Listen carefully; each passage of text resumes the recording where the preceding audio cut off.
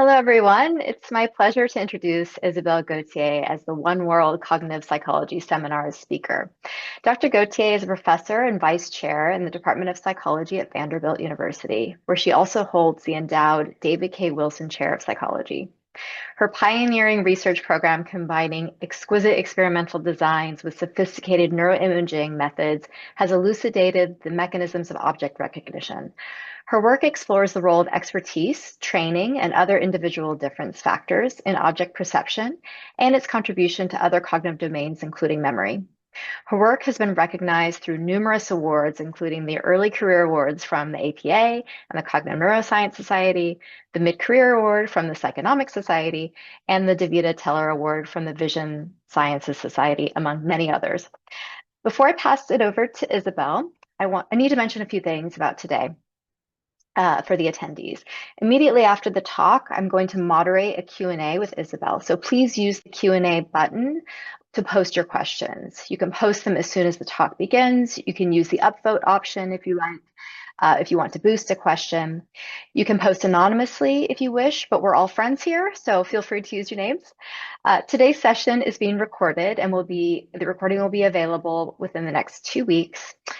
You will also receive an email after the webinar to complete a short survey to help us improve these events. Please take a minute to share your thoughts about what you like or what we could do better. That's it from me. Over to you, Isabel. Okay, let me share my slides. Go. So, okay, hopefully we're ready to begin. Thank you, Audrey. That's very nice, very generous introduction. I'm delighted to talk to you all, even though I can't really see you. It's always a treat to talk about this work and get questions about it. So I do hope that you will have some of those at the end. Before I start, I want to, of course, acknowledge that there's a lot of people who have helped in the lab do all of this work. Some of them are on the slide, some of them are not. I will try to show you pictures as they are relevant to the different projects as I talk about them. And I also want to acknowledge NSF funding for this research. So the work that I will talk to you about today addresses a question, which is whether there is a general ability to learn visual skills. So what I mean by visual skills here is really more complex visual skills, like having to learn to identify birds or maybe match fingerprints. And when I mean general, I mean this question of whether the person who would be the best at learning birds would also be expected to be very good at, let's say, learning to match fingerprints, right? So a general ability across different domains. And there are more intuitions than research in previous years on this topic on individual differences in object recognition. A lot of high-level vision is work that really addresses what people do on average. So today, I will address some of these misconceptions, but I like to start there just to acknowledge that there are things we kind of take for granted and they may not be actually supported by the research. So one of them is that there is little variability in a normal population in something like object recognition. And what we see is that there's actually, as far as we can compare them, there's as much as cognitive skills. Now, another misconception is that you can tell how good you are relative to other people, and you really can't. That's that's true for a lot of abilities. People are pretty bad at judging how good they are relative to others, and I think in perception, it's probably even worse because we don't have good access to other people's perception. And then perhaps a very ingrained misconception is that visual skills depend mainly on training, right? So that if you are smart enough, motivated enough, and you get the right training, you will get there, right? And what we see in the lab, and I'll show you today, is that some people learn much more than others from training, and that's kind of what we wanted to get at in this research program. So Today, I will tell you some of the things we have learned about this domain general ability in object recognition. I'll give you some examples of the work we've done on the neural correlates of this ability. And then I'll show you how we apply it to study a specific domain. I chose AI faces, but I'll mention some other domains in which we have studied the importance of understanding domain general abilities in terms of how you acquire experience, expertise, abilities in another domain. So several years ago, when we started being curious about whether there was a general ability, we had to start creating tests for this. You know, we had to be able to measure it before we ask questions about it. I always like to, when I talk to people outside my area completely, I tell them it's a little bit as if I had questions about intelligence, but no one had, IQ tests yet. So I have to figure out how to measure it first. One of the first things we did is we created this battery of tests called the Vanderbilt Expertise Tests.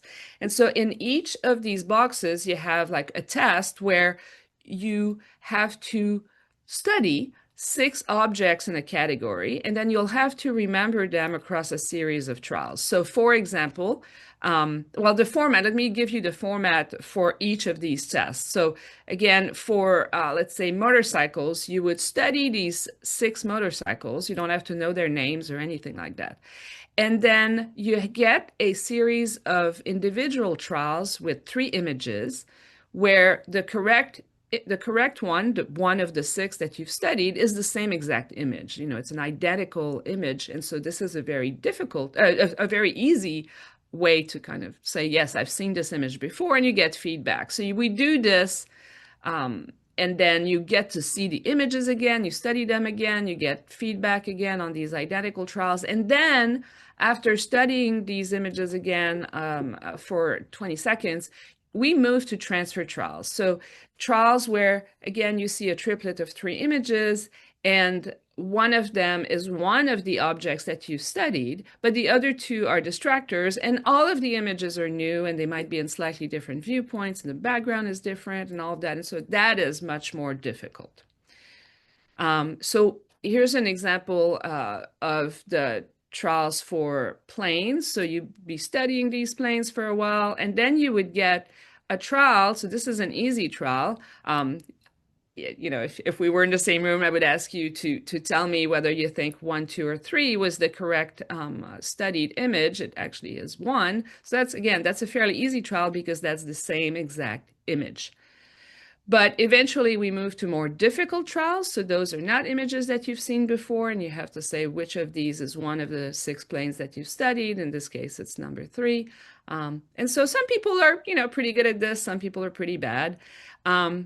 So just take a moment here again to impress upon, those of you who are experimental psychologists and maybe don't study individual differences. For me, this was a cross into a world where measurement became much more important than it was before I was interested in individual differences. So if you are crossing into that world, you spend more time developing, honing measures so they have good psychometric properties. I won't really go into all the details of that today, but there's a lot of that work that has to happen before you can use these measures to ask questions that are centered on individual differences.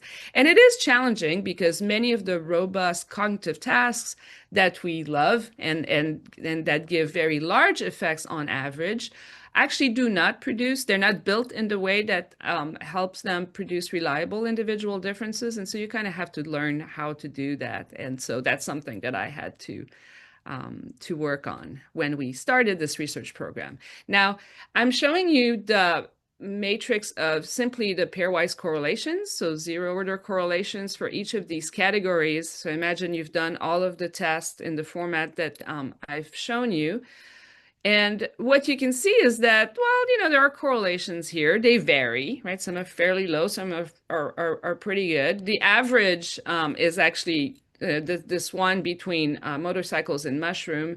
at 0.33, so an R square of 0.11, is representative of the average correlation in this matrix. But of course, you can see that there are many that are lower and many that are higher than this. In fact, if you just take, let's say, car recognition, you'll see that it's quite related to uh, the ability to recognize planes, but not so much the ability to recognize leaves. So you kind of have to start, thinking about why that is. And of course, some of this, when you use familiar objects, a lot of the variance here is likely to be driven by experience, right? So um, you may see that the people who are interested in cars and have more experience with cars also have more experience with planes, and that's why you see a correlation between the two. So that's one problem.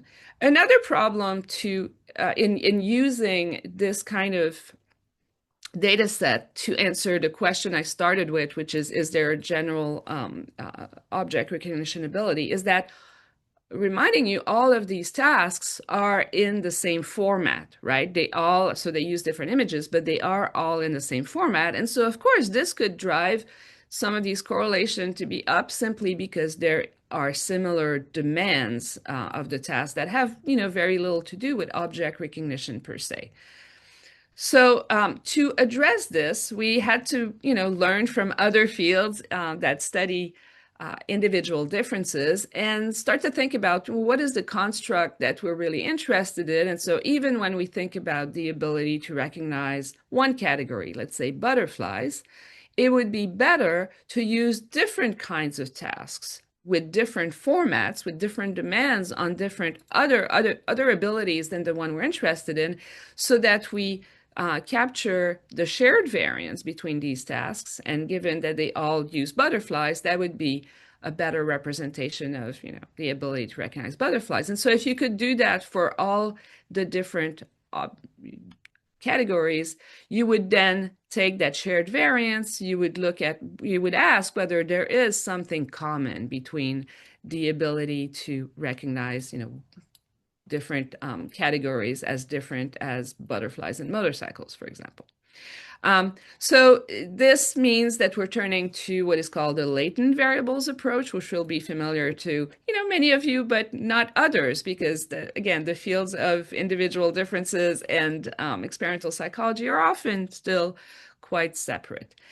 And in order to do this, we are going to, again, be interested in using several categories because we want this to be a general ability. We also want to use several tasks, as I said, because we want to make sure that we're not tapping into the specific demands of one task.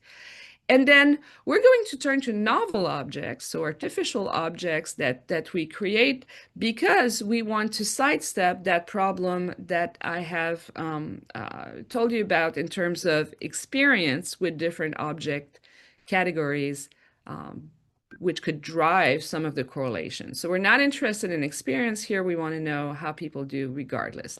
So in that first study, we turned to novel objects that we had in the lab that we used in a number of other studies in the past, like training studies, perceptual expertise studies. So imagine that in each of these boxes, there are really hundreds of objects that are novel. You've never seen them, but they share a configuration of parts, but they're different across these different categories, right? So some of these are symmetrical, some of them are not symmetrical, some of them are more organic-like, like more animate-like, and others are more like tools, right? So we wanted a variety of things because, again, we're looking for what would be general across all of this.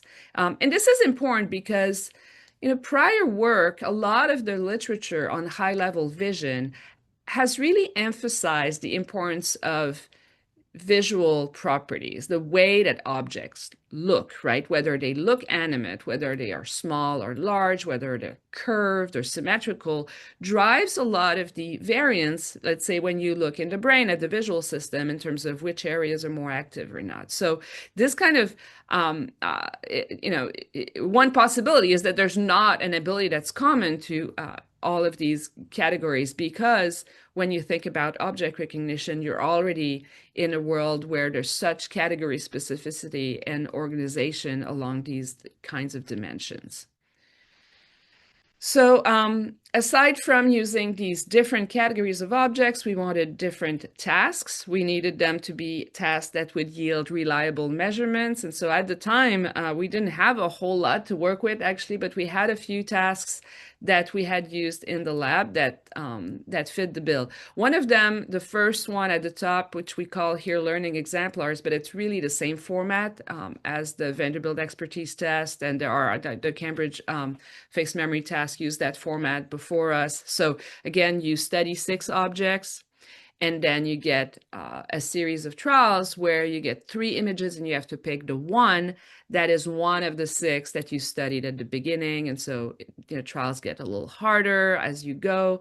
The objects can be in a new orientation and so on.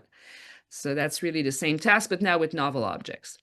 A different task that has different task demands is object matching, where you would see one object briefly and then a mask, and then another object in a different orientation, and you simply have to say whether the second one matches the first, and then you start again. So there's no here long-term memory having to load 6 targets for the full series of the test. You're really doing one trial at a time, just matching. And we also have a part matching task. So it's fairly similar to the object matching, but in this case, each object you encode is made out of 2 parts, the top and the bottom of different objects. I mean, if you don't know them, so you really can't tell that. You get a mask, and then you get a cue telling you whether the top or the bottom is relevant on this trial. And so by the time you are allowed to respond, you're really trying to say whether on this particular trial, whether the top is the same as the one you encoded, regardless of the bottom part, right? So this is actually a measure of holistic processing, which we captured in this experiment. And those are data that I won't mention unless you ask me about later. But the important part is that, someone who's really good at object recognition should be good at all of these tasks. And so again, the idea is not like these tasks are the ones that you should use. It's more that there are different kinds of demands. I've listed some of them here that are relevant in these different tasks. And so when you look at the shared variance across these, you're making it less likely that you're measuring something that's, specific to learning over trials or global attention or something like this.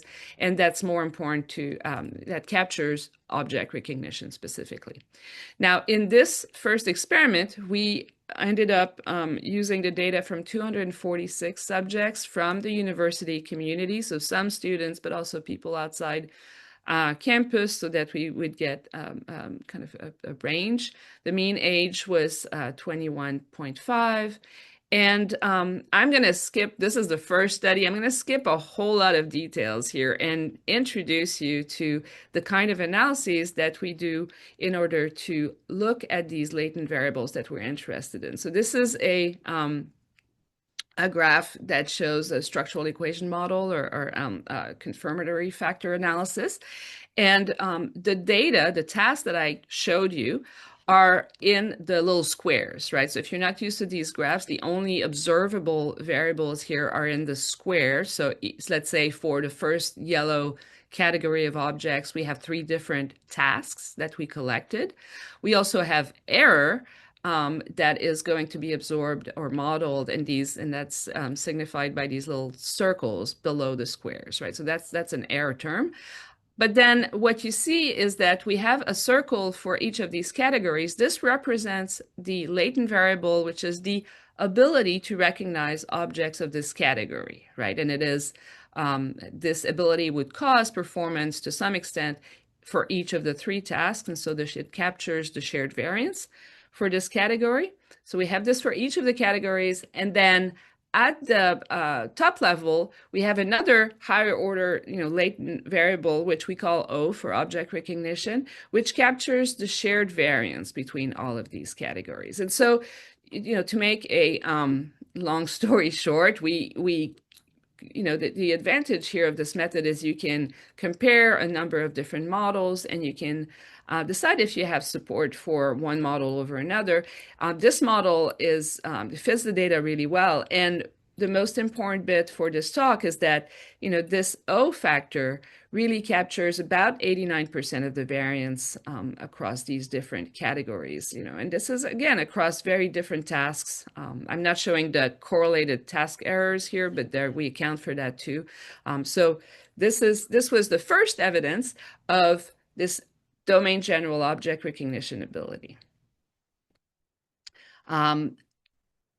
Yeah, another thing that I wanted to mention is that in the models that we ran and compared, one thing we were interested in is whether some of the categories here that were more similar. So we have, if you know my past work, you'll know that the pink and the green objects are both greeble categories, symmetrical and asymmetrical greebles, and they're more similar to each other than they are, let's say, to the yellow objects. There was no evidence that this kind of category similarity was accounting for any of the individual differences here. It was really a much more general factor. So if you were following up to now, you've noticed that, when we look at pairwise correlations in, a single task for a lot of categories, familiar categories, we get about, on average, maybe 11% shared variance. But when we do this work with a different method with novel objects, we get 89% shared variance. So that's a big difference. So why is that? And there's several reasons why we really get to a very different estimate. When we use structural equation modeling, the factors that we measure, so these latent variables, are not attenuated by what we would call construct irrelevant variance. What I mean by that is that whatever specific aspects are important for one task or another are measured by the error terms, and so by the time we look at the ability for one category or another, it's a lot more pure and it's a lot cleaner, and so that allows for some of the effect sizes to be higher. Again, measurement error here is directly addressed in the modeled in these by this method, and so that's one reason. Another reason may be that novel objects kind of eliminated that problem I mentioned at the beginning of variability due to experience, right? So some of the correlations may be high just because of experience, some of may be low just because of experience, and it's hard to tell. So in the next study, we decided to replicate this work with novel objects. We used only these 3 different categories that we had before, and we wanted to compare it with an O factor that we would measure from familiar categories. So there's also a long story about how we chose these categories, but they turn out to be planes, birds, and transformer toys. There's a few reasons why those work, but one of the reasons they're a good choice is that they vary on a few different dimensions, right? So they're not all man-made. Some are small, some are large, some are animate, some are not. And we knew from other work that transformer toys certainly elicit very large variability in experience too. So all of this was kind of a good test set for a comparison for us. So here's the outcome. In this study, we had almost 300 subjects. On the left of this graph, you'll see kind of a small little model where we have 2 tasks per categories. And then at the top, an O for novel object factor, right? So this side of the graph, this side of the study replicates what we had found before, which is a very strong object recognition, domain recognition ability that's general to all these categories. And then on the right, you see that we can measure an O with familiar objects in the same way, and it's equally as strong, especially when these categories are not expected to share a lot of variance in experience, right? So people who are, we knew this from previous work, but people who are really interested in birds that doesn't really predict whether they're going to be interested in planes or not, and so the experience is not a big factor here. But what was interesting is after measuring these 2 latent variables at that level, after you accounted for the error at all the other levels, the factors are essentially identical, right? So O with novel objects and O with familiar objects are essentially the same thing. So over the years, we have created more tasks and tried to refine them further. We are pretty sure that not everybody who's interested in object recognition and would like to measure O want to test as many people as we do and as many tasks as we do. And so this is a paper that may be of interest to some of you in BRM, where we looked at a triplet of tasks. Here they're at the bottom, learn, oddball, and match.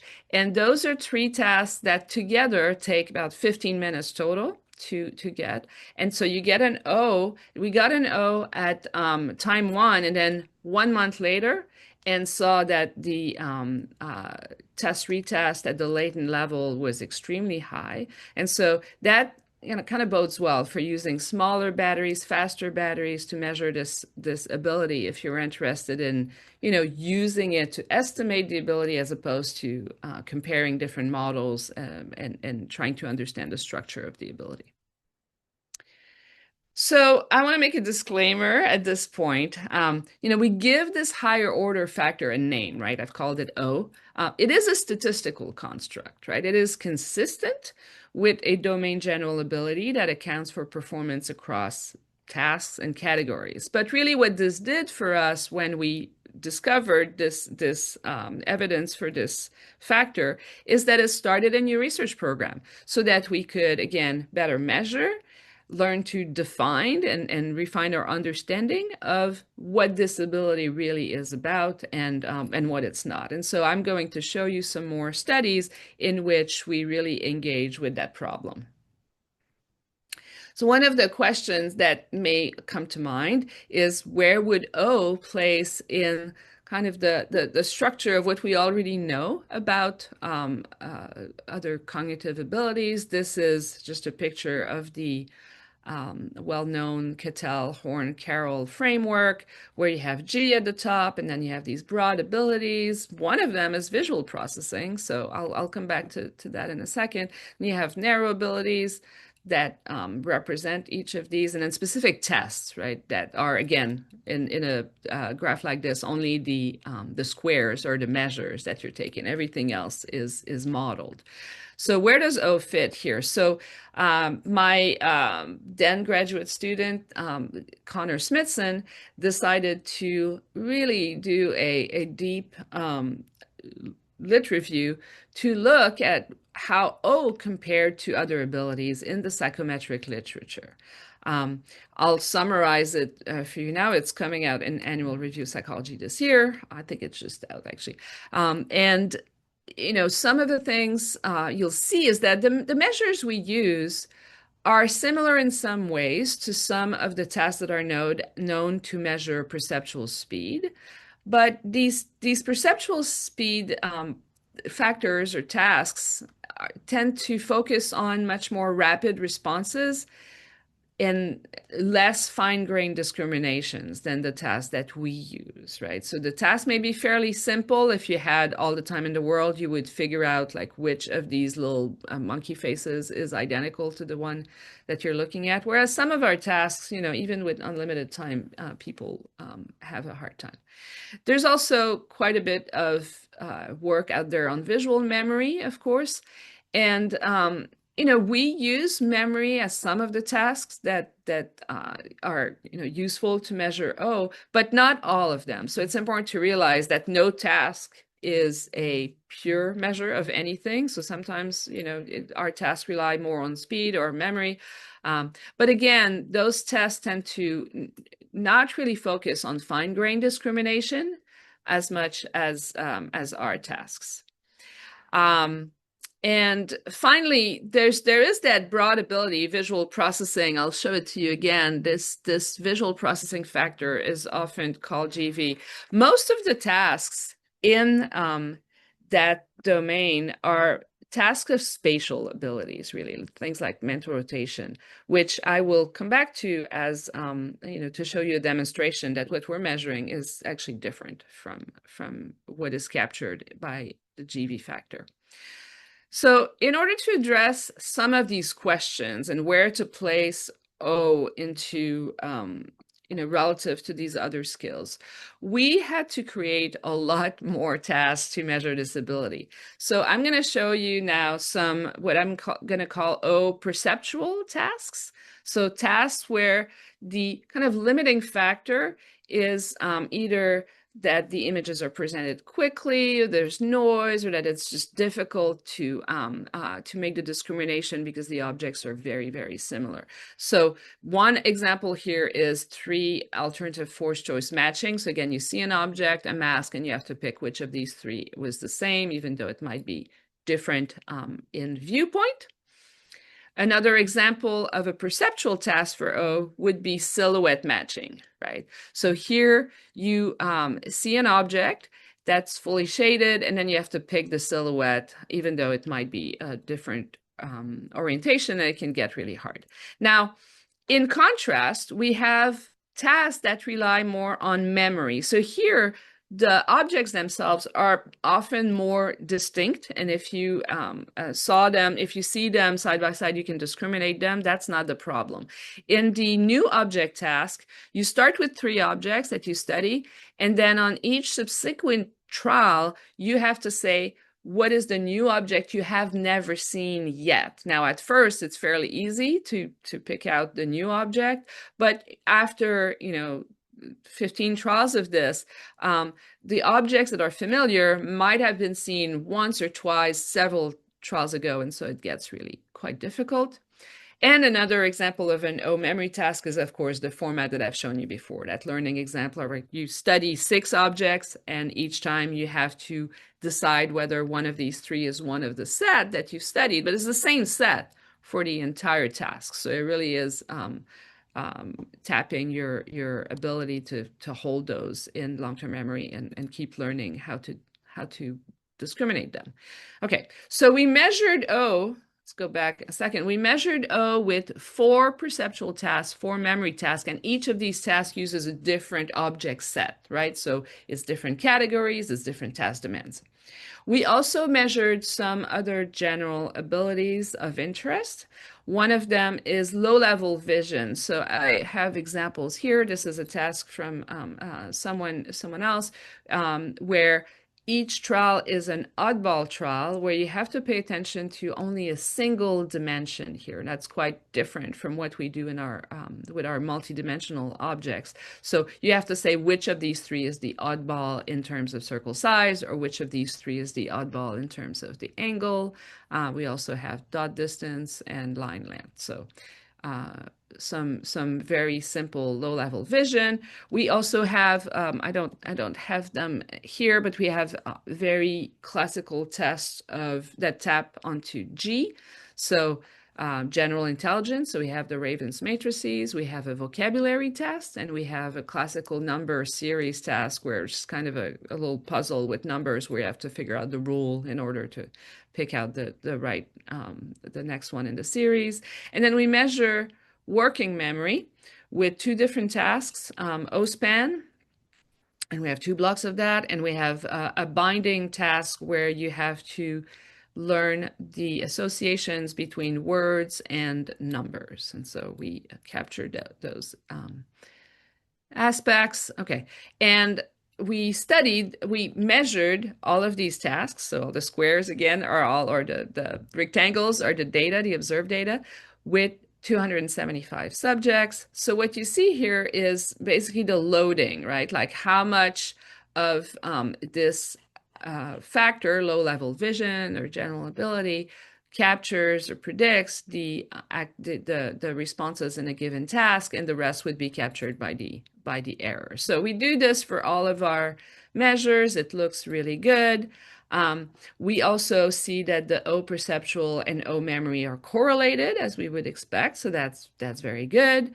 We see the kinds of correlations that you see in the literature between, working memory and G, low-level vision and G, working memory and all of these things are related in some ways. That's, the challenge of studying individual differences is that a lot of these things are correlated. So So I'm removing the task now just so that I simplify the graph a little bit. But this is, what happens when we're starting to look at how these non-O tasks, these general tasks, account for the responses in our perceptual or memory O tasks. So just to take it systematically, O perceptual, that factor, is predicted by low-level vision and G, but not by working memory. O memory tasks is predicted by G and working memory, but not by low-level vision, right? So this all makes sense, right? You have G contributing to everything. That's its definition. You have our two different kinds of O tasks really showing that they tap into different task demands, right? That we could have predicted. And then what's interesting is that what's left after you control for all of that variance is a strong correlation between what's left between O memory and O perceptual. So that correlation is significant, and that's really what we had predicted. So the model fits the data really well and shows that, again, no task is pure. You can never select none of these tasks here is only tapping into one of these latent variables. Which may be obvious to many of you, but you can still you can use these models and compare them to make sense of how you can, why it makes sense to talk about a domain general ability that is not quite, specific to memory tasks or perceptual tasks. It's that common variance.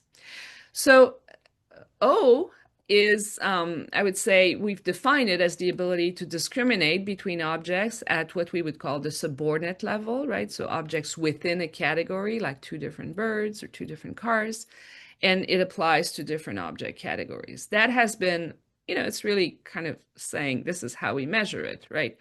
I would say, now we think about O more and more a little bit differently. Above is a description of how we measure it. But really, I think of O as, the fact that O represents people's ability to automatically, and I'll show you why I say this, automatically encode complex objects more precisely along more dimensions so that once they have these representations that are richer and more precise, it will then facilitate various kinds of decisions that we make about objects. So in order to show some evidence for that automatic processing, I will tell you about a study where so this was the study where we looked at novel objects and familiar objects, and we brought back a subset of them. We selected 35 of these people who varied a great deal on O, right? So we have a nice square distribution of people who are really low, medium, high on O as we measure it with this battery. And then we bring them and invite them in the scanner. So this is an fMRI study where we used a very well understood paradigm, fMRI adaptation. So in some of these, so people are in the scanner, they see novel objects on the screen. They're novel objects that we have not used in any of our behavioral tasks, so they truly are novel. And then over a block of trials, what they see is either the same object, so at the top on the right, you're seeing the same object repeating over and over again. Once in a while, it's bigger, and that's the task that people are doing. It's an incidental task just to make sure they pay attention, so they tell us when the object gets bigger. But on this block, it's always the same object. In contrast, in alternating blocks, we have two different objects that are alternated, and you're doing the same task, right? You're not trying to recognize anything or discriminate anything. You're just saying, oh, something got bigger. Now, of course, what we're interested in is the difference between repeating and alternating blocks, because it's well known. I should say, throughout the experiment, people do blocks with a lot of different object categories. So sometimes the two different objects are very similar. Let's say the little pebbles in the middle here or the ones at the end are quite similar to each other. Sometimes they're pretty different, right? So we want a range of similarity, and that's important for the way that we created this task. I like to say this is, we tried to create a neurometrically sensitive measure because we are interested in individual differences. So just like measuring behavioral individual differences, we need a test that has good psychometric or neurometric properties. And this requires, unlike the standard typical fMRI study, we want a range of similarity. We want our trials that are where the objects are very dissimilar, because this would be sensitive for, it would tell us about those people and those voxels in the brain that are not good at object recognition. It would still be able to give us a signal about them and separate them. And at the other extreme, we have objects that are so similar that only the best people and the most sensitive parts of the brain would be able to tell the difference between those, right? So it's because there is a range of ability and we want to see the range in the brain, we want the full range in our measure. So what happens during these blocks where the objects are alternating as repeating is to some extent what has been seen in visual studies, average, group average studies for a long time. So what you see is that during the stimulation over time, so this is the block when we're showing objects, and there's a little bit of a lag, when the objects are repeating, so that's the green curve, you see habituation, right? People, they're this would be in a particular visual area. It happens in several of them, so this is representative. In a certain part of the visual cortex, the signal just gets kind of bored with seeing the same thing over and over again, which is very different from what you see when they alternate, right? So this tells us that this part of the brain picks up the difference between these two objects. And so this difference between the repeated and the alternating signal is going to be our measure of the neural sensitivity to shape differences or shape information, right? You can only find a difference here if the representations are, if this part of the brain, this part of the visual system is able to represent these two objects differently. So what we do then is we correlate the O behavioral that's measured outside of the scanner with many categories and the neural sensitivity in the brain. What I'm showing you here is this is the brain kind of on its back, inflated, so you can see inside the fissures that are darker. And each of these little colored spots is a region that was defined in a localizer. So each individual subject has a region that, let's say, is the FFA in blue, the fusiform face area. That's the area that was, would be more sensitive, more responsive to faces than objects on average. And we've got the body area, we've got the pericampal, we've got lots of different areas. Actually, the differences don't matter too much because what you're seeing in the little boxes on the outline is the correlation in each of the areas where it was significant between, on the x-axis is O behavioral, and on the y-axis is neural sensitivity to these objects as I've defined it. So what you see is that across a lot of different visual areas, you have a relationship between O behavior and this O neuro, if you want. And in fact, when we do a PCA across, for the signal that we find, the neuro signal that we find in all these areas, we find a very strong factor that's general, right? So it's really a general response in the brain and visual areas that relates to O behavior. We also looked at this data in a different way where we looked at kind of larger anatomical. So now they're not functional areas that respond to a category. This is like just what happens in the fusiform gyrus or some other area. And what you can see here is in color are the areas where there was a significant correlation between O and the neural sensitivity in the brain. And one thing that was really interesting to us is that the pattern of response in the brain was quite similar to a different study that had been done a few years before, where they were not looking at individual differences. They were looking at what area responds to the best visual features for object recognition. So in that study, Holzinger et al., took images. So if you look at, let's say, the bird or the bicycle, right? So images that are easy to recognize, and then they filtered them in different ways. In the first row, you find what they call minimally recognizable configurations. So features that are degraded but can still be recognized by most people, versus features that are degraded just enough that they can no longer be recognized by most people. And so when you compare those merc to the submerc, what you get is a picture of where are the best features represented across the cortex. And it's not that surprising that the people who are the best at recognizing object recognition would engage regions that are also really good for doing this task. So um, this was nice. This convergence was nice. So interim conclusions now, there is, we have used a latent variable approach, which is very important to studies of intelligence, personality. There's some face recognition research, but there really was not a whole lot of work in high-level vision using this approach. And when we use it, we find evidence for a domain general ability for object recognition. It is an ability that we find is relevant to both novel objects and familiar objects. It is a stable trait. So I've shown you test-retest over 1 month, but we routinely can go back online to populations for which we've measured several months ago, even a year ago, and we have no problem finding our expected correlations. So it's very stable. It is to some degree distinct from intelligence, working memory, low-level visual processing speed, and I'll show you some more discriminant validity in a second.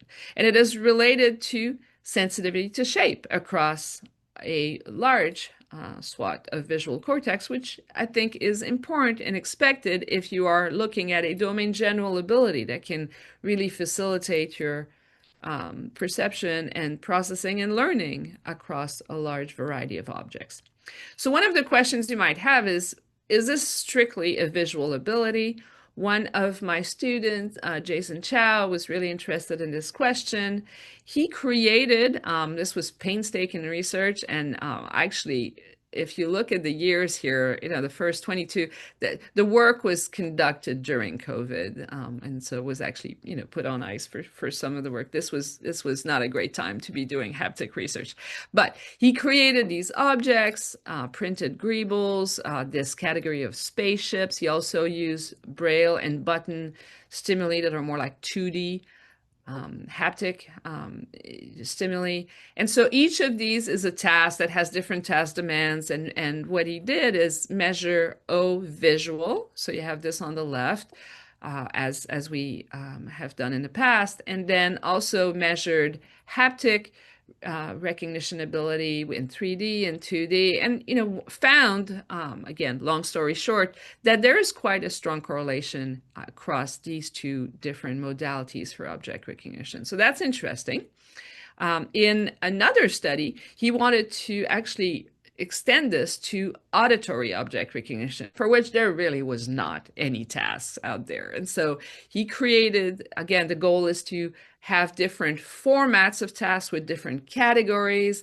The first one is kind of a learning task where you study several bird songs, and then you get trials where you get 3 different examples, and you have to say which of these is one that you studied before, even though it might be, a different instance of the same bird singing. So it's quite difficult.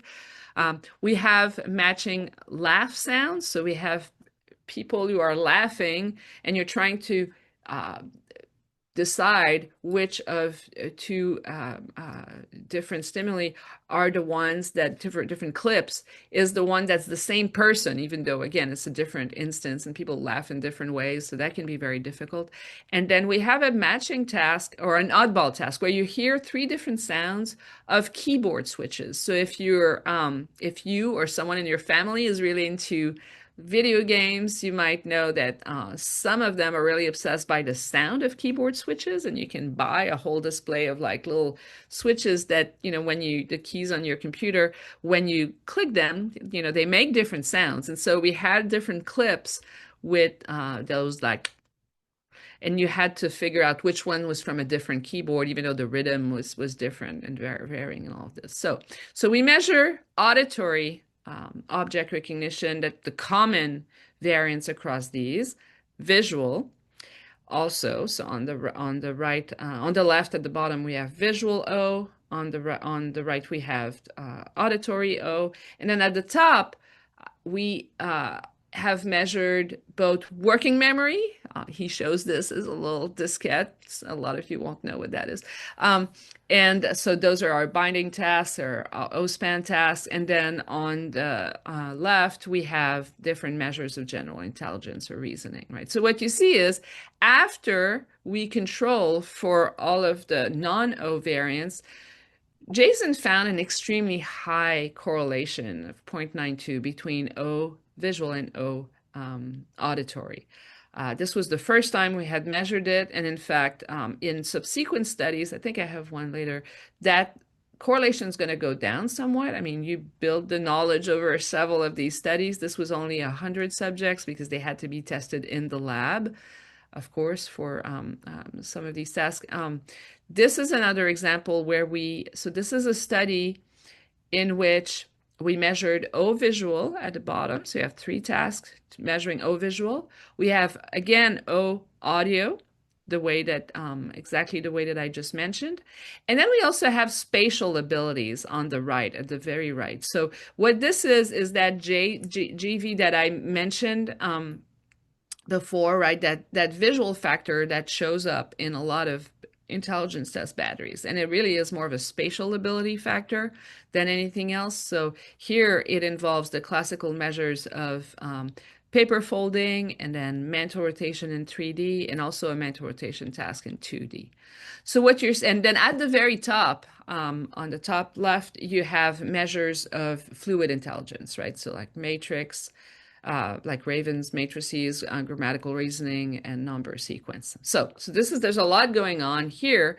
What you can see though is that after you control for all of these different sources of variance, you get, you may see that the line between what's left after you control for all of this between O visual and O audio is a strong correlation of 0.61, right? So there are some, and it is stronger. Like, in fact, after you do all of this, after you control for general intelligence, there is no relationship that's significant between O visual and spatial abilities, even though those two are visual tasks, right? But you really find a stronger correlation between object recognition and the two modalities than you find between O visual and spatial abilities. Right, so this is the same data, and I'm just showing you that it is kind of surprising that sorry, O audio should be, the tasks are misaligned with the factors. I keep telling myself I need to fix this slide, but the bottom line is that it's not just a superficial, these are using images, visual images, that is driving the correlation. It's the object recognition demand.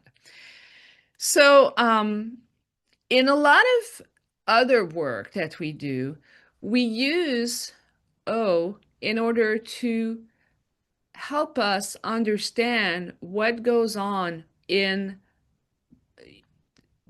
specific domains that are, so we're going stepping away from this question of generality here. We're saying if you are interested in the ability to make perceptual medical decisions, like here deciding whether there's a tumor in a chest x-ray, or deciding whether a white blood cell is cancerous or not, or if you are interested in how good people are at matching or doing perceptual tasks with musical notation, Or if you're interested in the ability that might vary in terms of food recognition, where some people have a lot more experience with food than others, right? In each of these domains, it would be really useful to understand how much of this in this domain is supported by O. And so we have used O in order um, uh, to explore each of these domains. And so today I decided to choose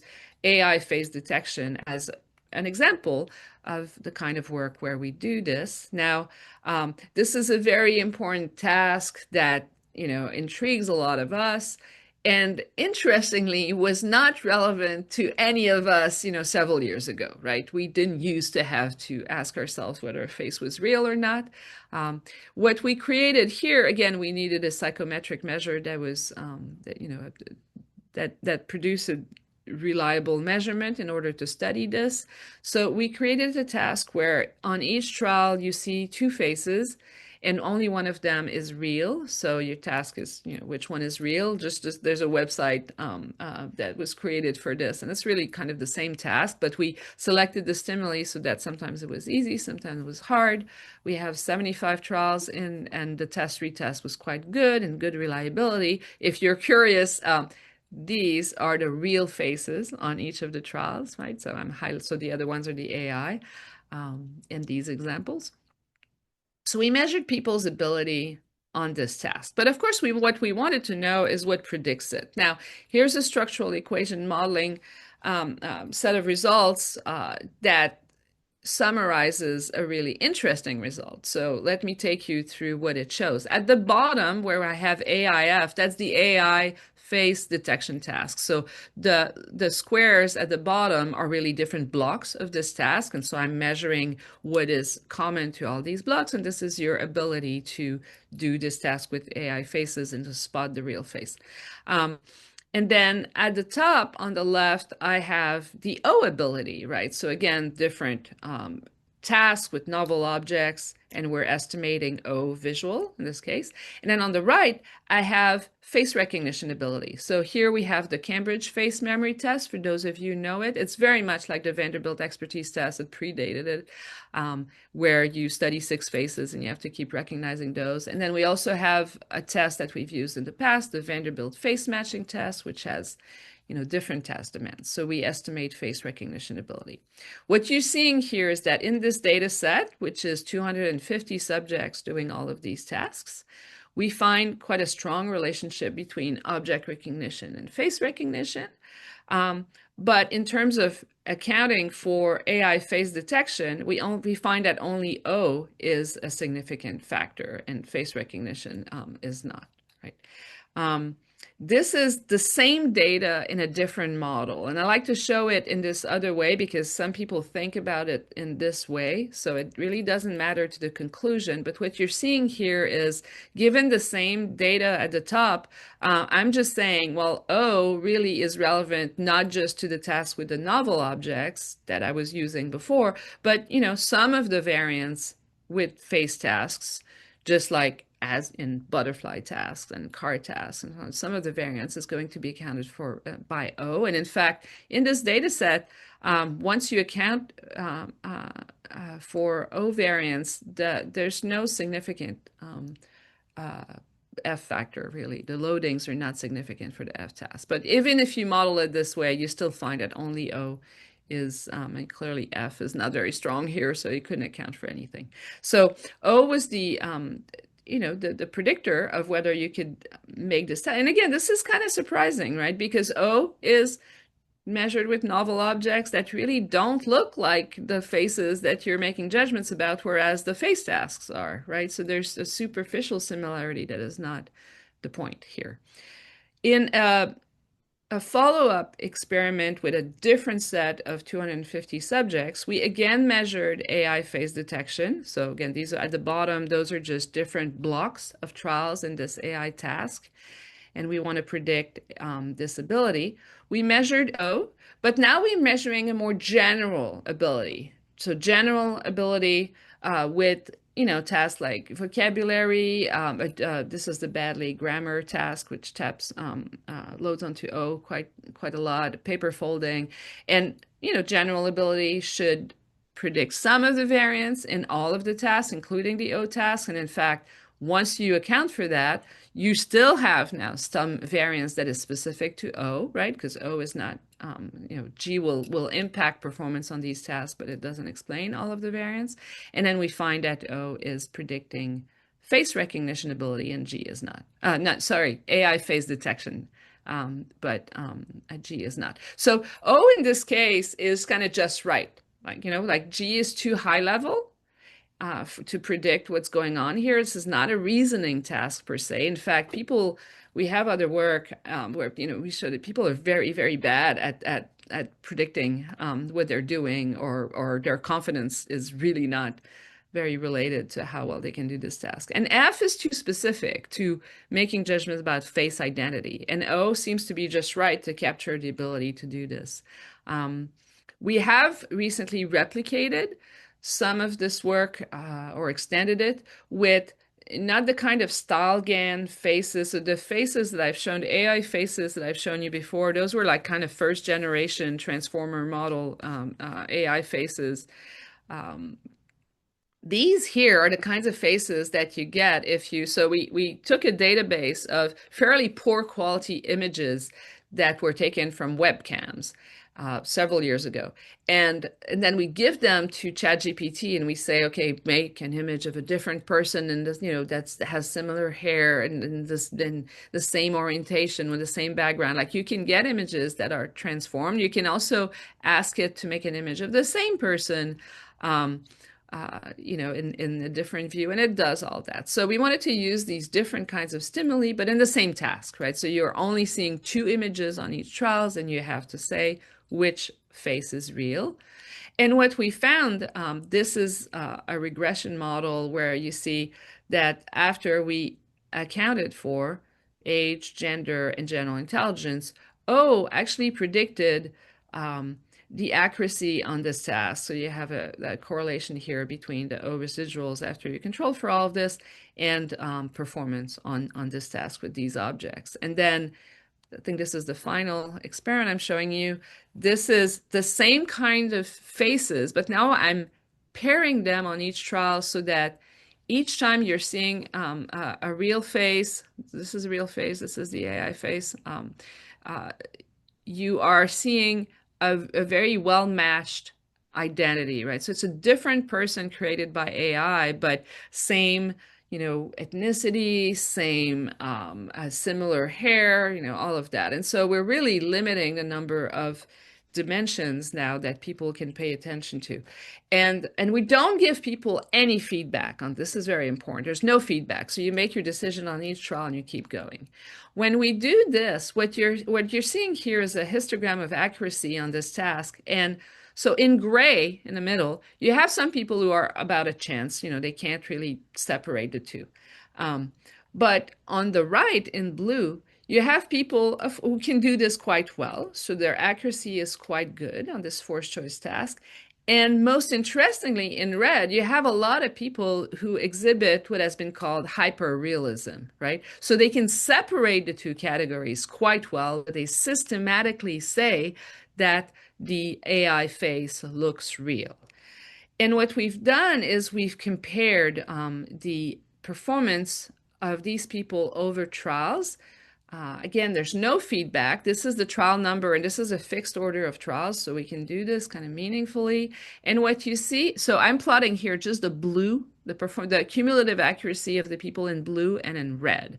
And what you're seeing is, and I'm giving you their mean O score because we also measured O. And what you're seeing is a big difference, right? The people who are showing this hyperrealism and are actually never really learning to escape it in any way have a very low O score on average, whereas those who are better from the start and after about 10 trials without feedback start ramping up and really escaping this hyperrealism are the people with a high O, right? So if we take this rate that is really different between, after a trial 10 up to the last trial, we're seeing a significant relationship between O, after, again, controlling for demographics and the learning in this task.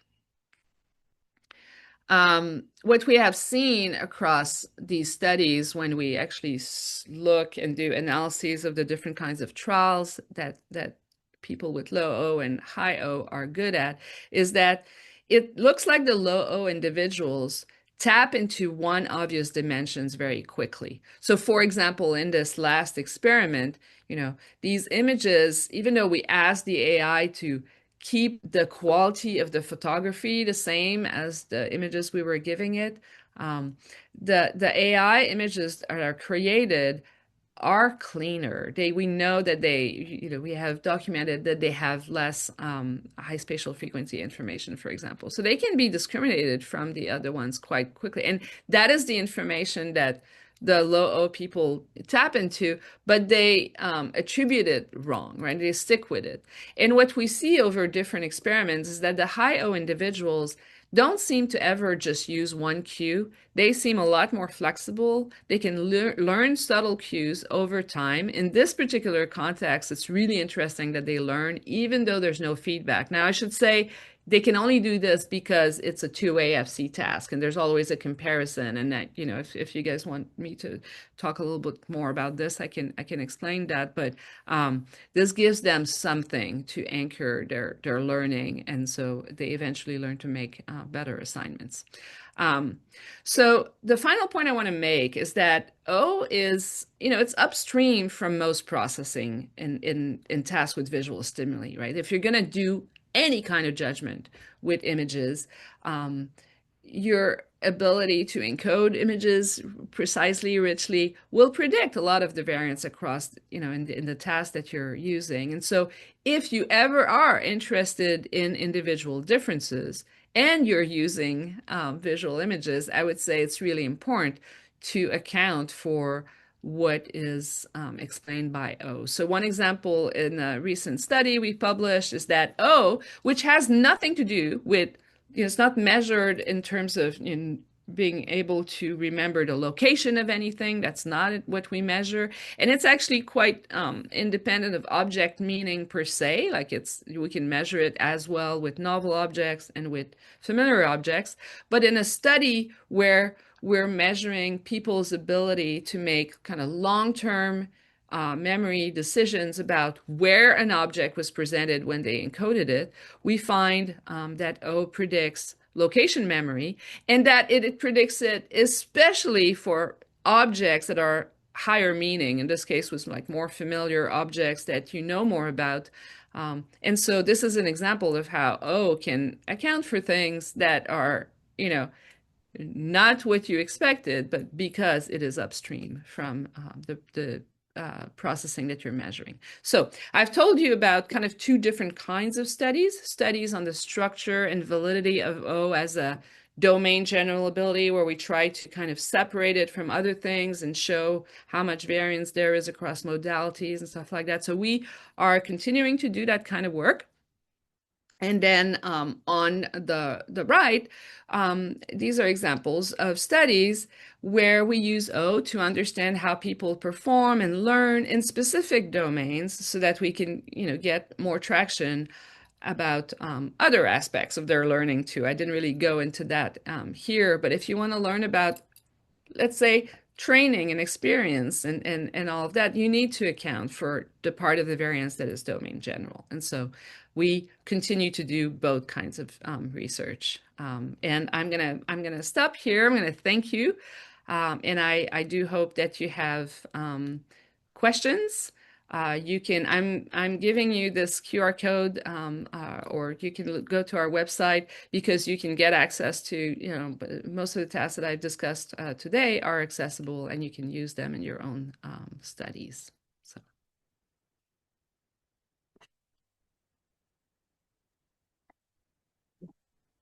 Thank you, Isabel. That was great. Is it okay if I start with some questions? Yeah, of course. Great. So I was thinking a lot about who are the people with more accurate object recognition abilities. And you made the point that it's not 100% correlated with other domains. But I guess I was thinking about things like strategic differences. Do you have any sense of whether people are approaching the task differently? Are some people semanticizing maybe to a greater extent than others, or um, are some people, do they have higher levels of semantic um, memory or semantic, ability in some way? And is that underlying their Yeah. differences?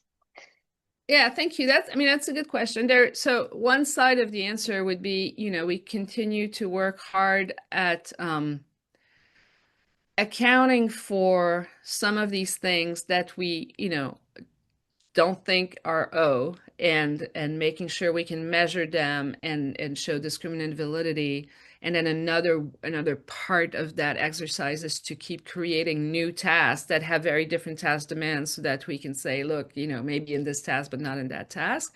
Um, the last study I've shown you with this is work with Nurit Grono, where we're looking at long-term memory and we manipulate meaning. And we actually have another study that's similar, that's in the pipeline, where we use the same images, the same scenes, but we manipulate level of processing so that the objects are the scenes in this case are processed fairly superficially or more abstractly. And in both studies, what we see is that uh, O facilitates in this case, we test for the memory of the location where the thing was encoded. It's kind of a source memory.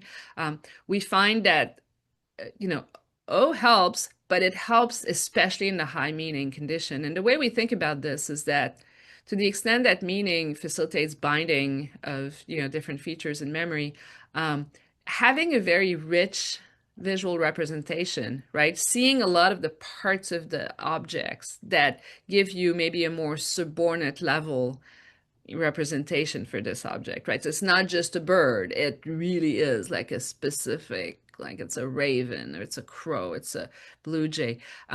Or this, it's not just a chair, it's an antique chair, right? That level of Mhm. recognition, which comes from perception, will open up a lot of links to semantics, right? Because you get all of the rich, subordinate level semantics from that. And so that's what I'm saying in terms of like it's really hard to rule out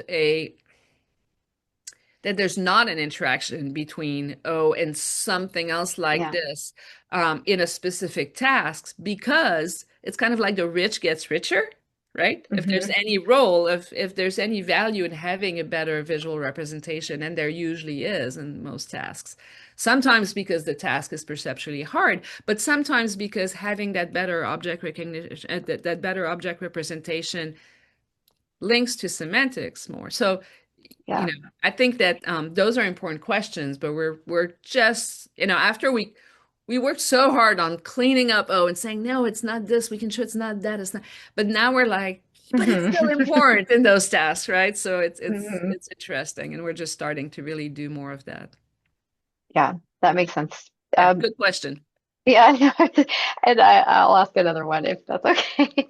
Sure. People don't mind. Yeah. So I was also thinking about people with atypical social communication traits, like people in the autism spectrum. And especially, what made me think about this was maybe it was the last task about the face perception, recognition. Mhm.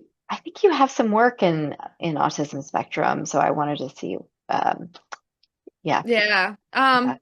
I do, but we've never actually measured O in them, or so Mhm. I don't have any data on this. I think, I'll step back and say I think there's a general value here of these sorts of abilities. Not just O, but there's other people working on other kinds of abilities that are different enough from G that it adds.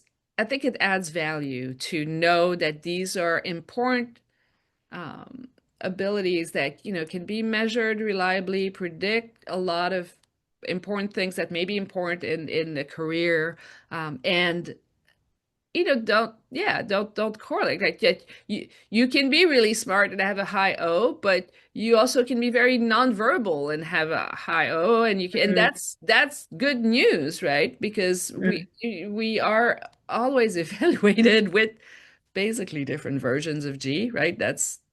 yeah. That's the filter for almost everything. But when I talk to, say, people in the medical fields and they think about, well, how do we screen for, people who are going to, like people who decide to go into a field of medicine where perceptual decisions are really, really important.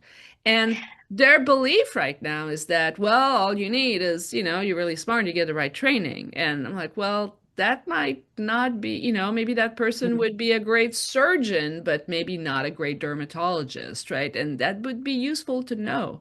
So mhm. that's one extreme. But so I think in terms of populations who, may not score as high on the full battery of cognitive skills, it's really nice to know there's a lot of value in some of these other abilities. Yeah, But yeah, we've not really tested those populations with O. more to do. Yeah.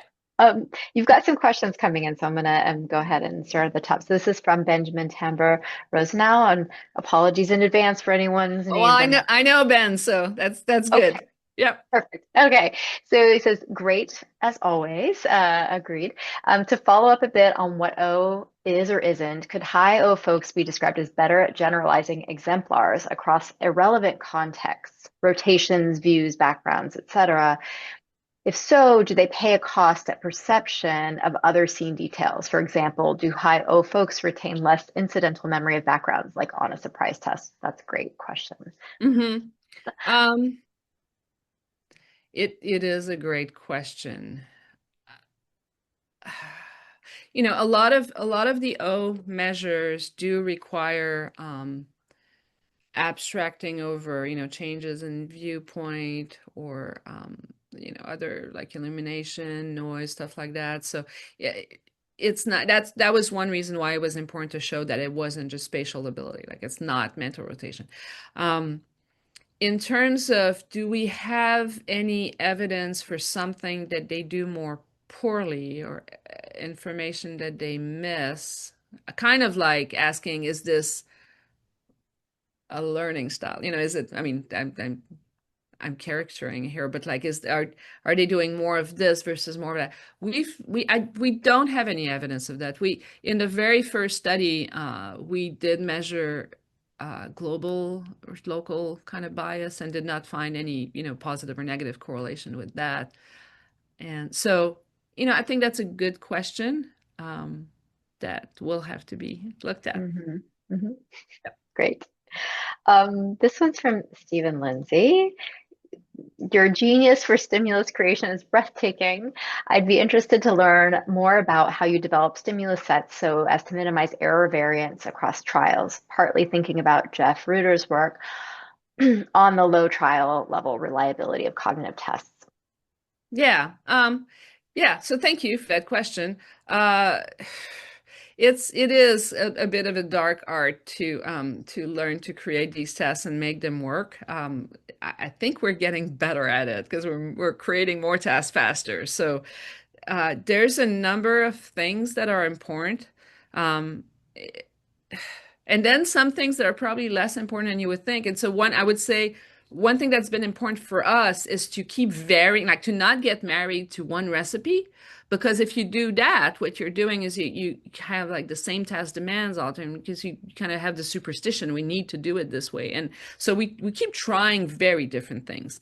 Um, some of what helps is starting with trials. So when the first time, we test a trial, a task, we try to have as much as we can, like a square distribution of difficulty, the way I described it for the fMRI study, for example, some very ridiculously easy trials that we know most people will ace, and then some ridiculously hard trials and everything in between. But that's from our intuition. Maybe we have a model of the task and we just kind of say like, oh, well, this will make it harder. This will make it harder. And we'll keep adding that. So we try it, right? And then we do a lot of item analyses and reject trials and try to figure out what's working, what's not working. And we select them on the, so it might be iterations of, many versions of this test. Sometimes more than I would like, but sometimes it's pretty quick. As I said, some of it is like you just get better at intuitively creating things and you have experience from all the other tests you made at creating trials that are fairly easy or hard. But I think what's important in the kind of research program that I have is to keep doing that in a lot of different ways to really get a sense for what's common. Otherwise, you're really tapping into a little part of the space, and that's all of all the different dimensions that are important to visual perception and judgments. And that's not what we want to do in this particular research program. So, Great.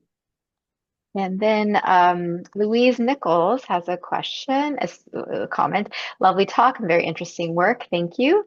Apologies if I missed this. Have you looked at aging? Visual working memory seems very sensitive to aging, so I wonder if you've seen something similar with O.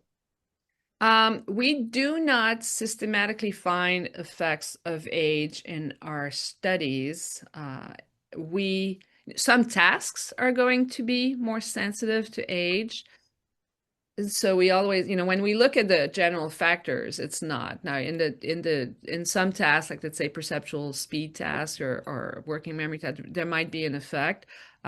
Several of the studies we do now, we kind of limit the range to age range from 18 to 45.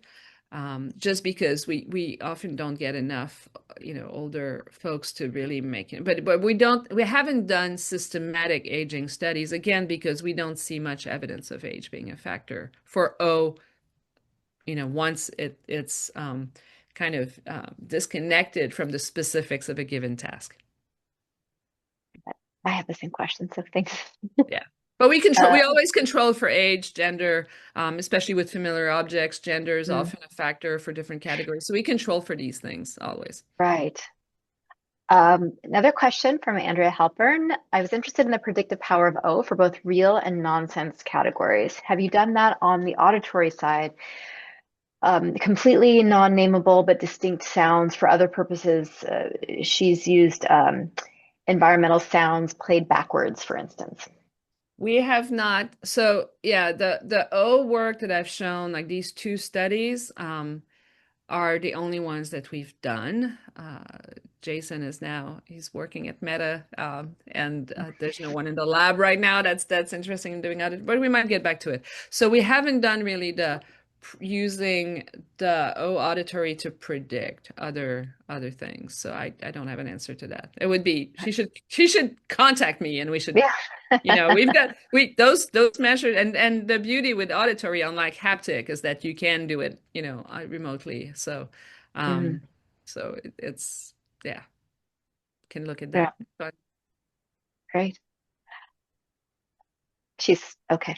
oh, good. Good. If there are any others, I'll ask one if it's okay too. Sure. Is O trainable, you think? Um, O is kind of by definition something that should not rely on experience, right? So if there are influences of experience, we take them out, and we're really interested in how O predicts how much you can learn in any Mm, one domain. And of course, that's always domain specific. Like if you learn to become a bird expert, it doesn't help you to, whatever, match fingerprints. But you're asking kind of the more, that old question, kind of like, can you improve working memory? Can you improve intelligence? No, because it's a domain general ability. And we haven't gone there. My suspicion is that my insight or intuition is that it's as difficult to demonstrate that as it would in other domain general right. abilities. I'm not saying it's not possible, uh, but I think it's an interesting question, but I think it's the kind of $1 million question. And if you can improve a domain general ability, then it does mean that it feeds into, it makes everything else better. Um, Mhm. I, if someone thinks they have a way, let me know. Maybe get better glasses. That would be, it's like we measure low level vision and we show it's not that. But of course, right, there's a lot of basic stuff where it's important to see well. It's important to have probably um early good, development, rich visual experience and development, all of this. So there are things that you could imagine. Yeah, there's an effect of environment on O in the same way that you show that, right, on intelligence and all of that. But that's different from saying now you take an adult and you're going to train that. I would suspect not. Hmm. I wouldn't. I would love to be proven wrong. I think that'd be really cool. Yeah. Great, thank you. And so Luke Boutsen from Birmingham Mhm. asks, well, first, thank you for this fascinating talk. Thinking in terms of a process interpretation, what is your thought on where to situate O directly? For example, does it tap more into the matching process of an encoded representation and a memory representation, pre-semantic activation? Yeah. Thank you for the question. That's a question that we're, I think, more ready to address now than before.